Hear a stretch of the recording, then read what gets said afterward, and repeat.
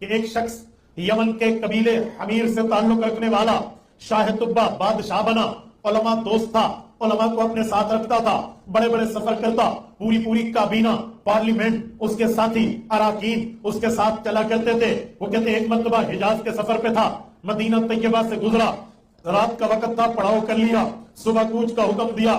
علماء نے جا کے کہا ابھی کوچ نہیں کرنا، دربار لگایا جائے۔ دربار لگ گیا۔ بادشاہ نے پوچھا آپ نے کوچ رکوا دیا، وجہ؟ کہنے لگے بادشاہ سلامت آپ تو رات کو سوئے، ہم مولوی رات کو نہیں سوئے۔ یہ حضور پاک کی آمد سے 400 سال پہلے کی بات ہے۔ ہم علماء جو اس زمانے میں تورات، زبور، انجیل، صحائف کو پڑھنے والے ہیں، ہم نہیں سوئے۔ بادشاہ نے پوچھا کیوں؟ کوئی نیند کا مسئلہ تھا؟ کہنے لگے جی نہیں، جان بوجھ کے نیند نہیں کی۔ کیوں نیند نہیں کی؟ کہنے لگے جب ہم نے پڑھاؤ کیا پہلے تو پتہ نہیں تھا، جب سونے لگے ہماری نظر یہاں کی مٹی پہ پڑی تو مٹی اٹھا کے ہاتھ سے کھنگالی تو ہمیں لگا کہ جو تورات میں لکھا ہوا ہے یہ اس سے ملتی جلتی مٹی ہے۔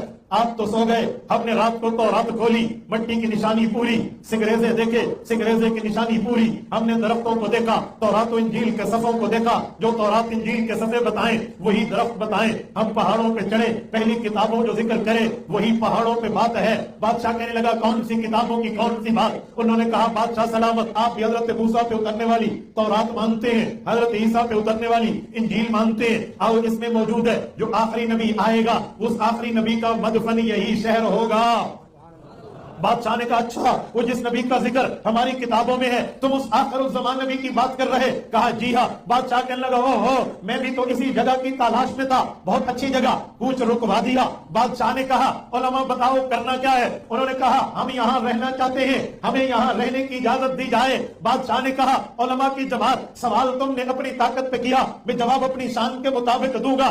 400 علماء کو رہائش کی اجازت دی اور ان کو گھر بنوا کے دیے۔ میرے دوستو اس شخص نے حضور پاک صلی اللہ علیہ وسلم کے حضور پاک کے استقبال کے لیے بھی ایک بالا خانہ بنوا کے دیا۔ علماء کو کہا آپ رہ جاؤ، حضور پاک جب آخر زمانہ میں آئے ان کا استقبال کرنا، نہیں تو تمہاری نسلیں آخری نبی کا استقبال کریں گی۔ مدینہ طیبہ جب حضور آئے تھے حضور پاک کا استقبال 4 قوموں نے کیا تھا۔ 2 دشمن یہودی تھے، 2 مسلمان صحابہ تھے۔ یہودیوں کی جماعت بنو قینقاع اور بنو نذیر تھی، صحابہ کی جماعت اوس اور خزرج تھی۔ یہ اوس اور خزرج جو صحابہ بنے یہ انہی 400 علماء کی اولاد تھے جن کو بادشاہ نے مکان بنوا کے دیا، اور پھر بادشاہ نے انہیں یہاں رہائش دلائی۔